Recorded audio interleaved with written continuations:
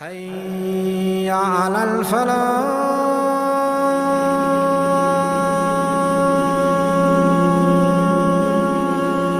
Akhlak Nabi itu bisa buat orang yang benci sama beliau jadi jatuh hati kepada beliau. Kalau kita udah jatuh hati jadi benci. Kebalik. Nabi orang yang marah kepada beliau jadi jatuh cinta. Kita hampir jatuh cinta jadi marah. Kebalik nih akhlaknya. Berarti kita harus belajar banyak nih dari Rasulullah tentang akhlak.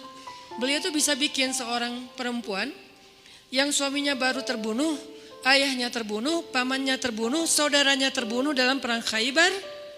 Yang dia bilang orang yang paling saya benci di muka bumi adalah Muhammad. Terus tiba-tiba yang namanya Muhammad datang menghampirinya di dalam tendanya, ditemani oleh beberapa orang sahabat. Lalu kisah itu diriwayatkan, Nabi datang dengan raut wajah yang penuh empati.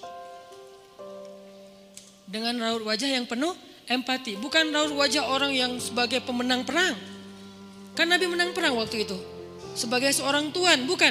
Yang empati. Yang kayak sahabat banget gitu. Datang Nabi duduk di sebelah Sofia. Sofia diam aja, marah banget. Cuma dia gak bisa ngapa-ngapain karena dia berstatus tawanan perang. Mau gimana coba? Mau dia tusuk? Gak bisa, dia sendiri. Dan dia takut bahwa dia akan diperlakukan seperti umumnya orang memperlakukan tawanan perang. Karena dia belum paham, belum kenal Rasulullah. Dia kaget ketika Rasulullah SAW minta maaf sama dia. Kaget, gak ada cerita orang dalam perang yang menang minta maaf kepada yang kalah. Ada gak cerita kayak gitu? Gak ada tuh. Yang menang minta maaf sama yang kalah. Maaf ya kami menang. Jangankan perang, sepak bola aja susah nyari yang kayak gitu kan ya. Ini akhlak nih untuk kita teman-teman di Bandung dengan Persibnya. Nanti di Jakarta dengan apa Jakarta teh? Persijanya. Nanti yang menang siapapun yang tanding, maaf ya menang. Dari mana lo akhlak kayak gitu? Rasulullah. Karena yang itu lebih serius loh daripada bola. Bola kan cuma permainan, entertain, olahraga kan. Gak seserius perang. Perang itu serius. Kalah itu meninggal artinya terbunuh. Kalau kita kalah paling ya kurangnya apa? Gak dapat skor gitu, gak dapat poin. Kalau itu kalah terbunuh. Nabi datang minta maaf dengan ekspresi empati yang tinggi, yang dalam. Nabi itu kayak ngerasain banget perasaan Sofia. Minta maaf, menjelaskan. Sofia, maaf ya, aku ikut turut berduka atas wafatnya ayahmu, suamimu. Sofia marah banget.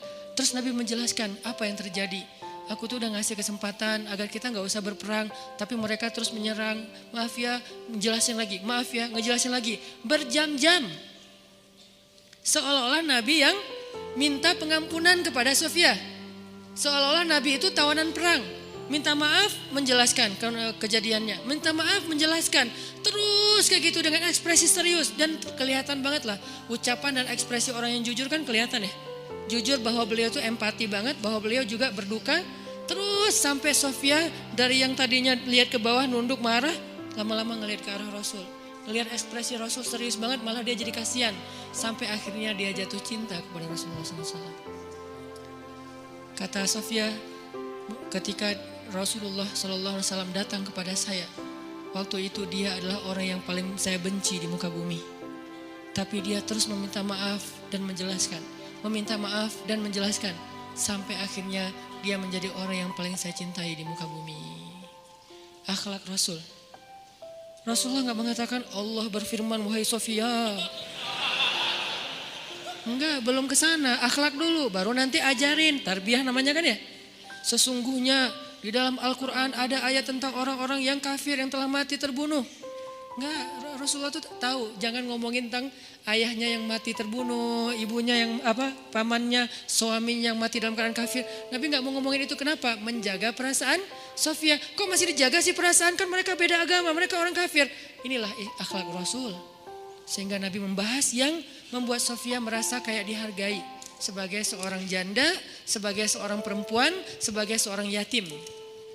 Sebagai seorang tawanan. Sehingga dia takjub dengan akhlak Nabi. Akhirnya dia cerita. Ya Rasulullah, belum beriman udah manggil? Ya Rasulullah, saya pernah bermimpi. Bahwa dalam mimpi saya melihat ada rembulan di atas kota Madinah. lalu jatuh ke pangkuan saya. Jibril turun bilang ke Rasulullah, apa maksud dari mimpi itu? Tahu gak Rasulullah apa maksud mimpi? Apa Jibril? Maksudnya rembulan itu kamu. Maksudnya dia akan jadi istri kamu di dunia dan akhirat.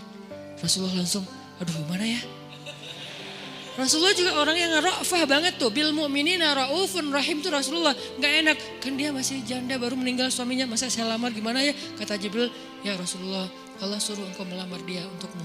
Menjadi istrimu di dunia dan di akhirat.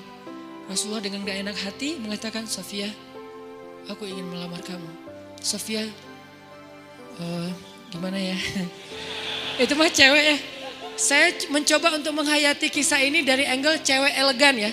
Bukan cewek biasa, oh boleh gak apa-apa sih, gue sih enggak. Cewek elegan, cewek terhormat, cewek yang soleha walaupun belum beriman. Pasti dia gak akan bilang, Alhamdulillah Masya Allah, A-nya panjang gitu kan ya. Terus pakai emoticon berderai-derai, enggak. Dia terhormat. Dia akhirnya saya terserah gimana baiknya aja, menikahlah Nabi dengan Sofia. Modalnya apa? Akhlak. Bukan mahar yang besar, bukan akun sosial media followersnya paling banyak, bukan eksistensi, bukan gaya-gayaan, bukan datang bawa mobil mewah, datang bawa akhlak. Ini kayaknya modal kita belajar juga nih gimana cara ngelamar calon istri, akhlak.